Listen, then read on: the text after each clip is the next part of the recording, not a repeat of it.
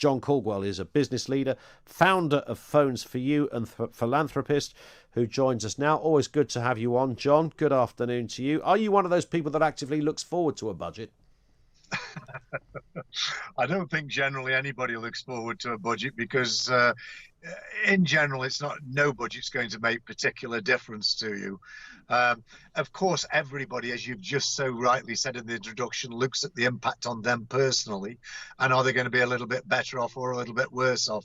But I think in general, most budgets are only really interesting if they're trying to achieve what's best for the long-term future of the country.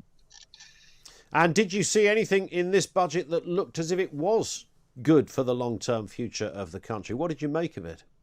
Well, I'm afraid not. That said, I think a lot of measures that Rishi has introduced are sound measures, like, of course, the 50% relief for retail businesses and the leisure industry. I think that was very needed because they've been through an absolutely horrendous time for the last 2 years. So that was utterly right and appropriate. I think the rebalancing of duties on alcohol so that the more alcohol in a drink, the more duty is charged is absolutely sensible.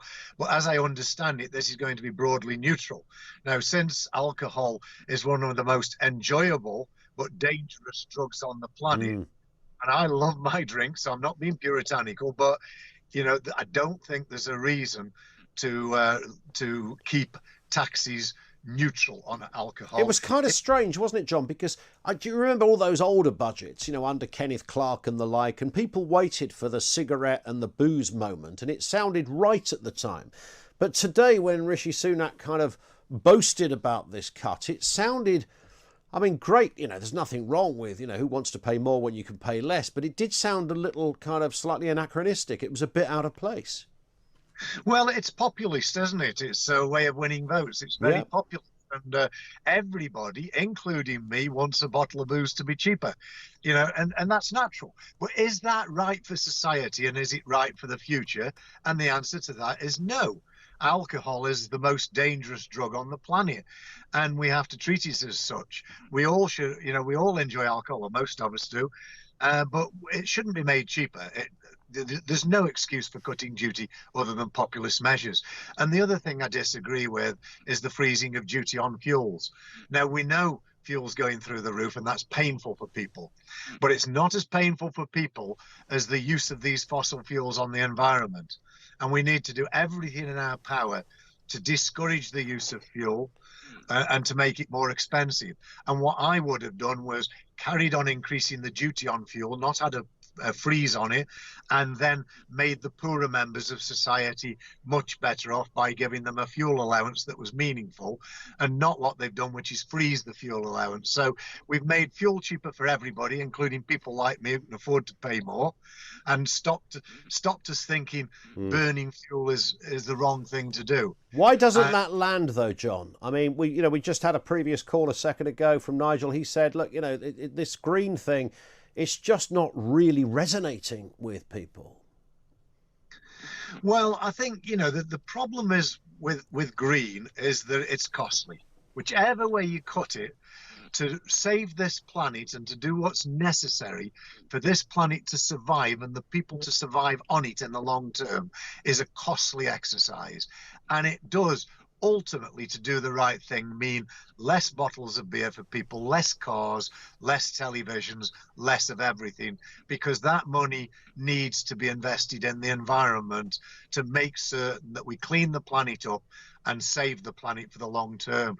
So of course it's a difficult message because everybody wants a clean, environmentally friendly planet, but everybody wants cheap fuel, cheap cars and cheap booze. Where do you think this budget ultimately takes us? Because, one of the tricky elements and the not so much the elephant in the room, because the Chancellor acknowledges this, but inflation could be a really bumpy ride over the next year or so. Yeah, well, it's forecast to go up to 4%, isn't it? Which is sort of tolerable. Of course, it erodes people's wages. It erodes the pound and makes people worse off. But, the simple fact is, Ian, whether people like it or not, COVID has made everybody worse off, except those people that have massively profited out of online businesses and the like. But everybody else is generally worse off. And certainly the government balance sheet is much worse off. So there is a price to pay for COVID, and that price is in our standard of living.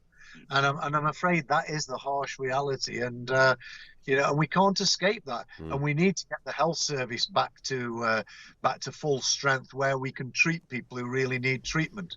But I think also there's another trick missing here, Ian, when we talk about the health service, because part of the health service woes is the dreadful diet of society.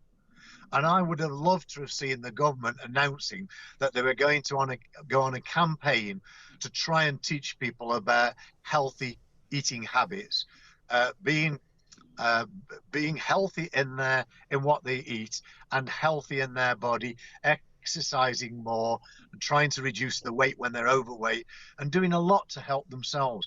Most people don't know, but it's forecast that today's health budget, this is in America actually, not in the UK, but I see no reason why it wouldn't apply to the UK, that the health budget of a country like America will be totally consumed by diabetes alone in 20 years. It's terrifying. Yeah. And what causes diabetes? We do know what causes diabetes. It's sugars and carbohydrates. And if the government went on a campaign to try and educate people on this and teach people how to eat more healthily, and probably definitely tax the bad foods much more heavily, like the sugar tax that they introduced, but they haven't taxed all these ready meals that have got added sugar and that are destroying people's health. They haven't taxed soft drinks that carry, do you know, a soft drink, a pint of Coca-Cola or any other soft drink carries twice the amount of sugar in that one drink than the daily recommended allowance. And I believe that daily recommended allowance of 36 grams is too high already. And yet one pint of a soft drink carries. Sure.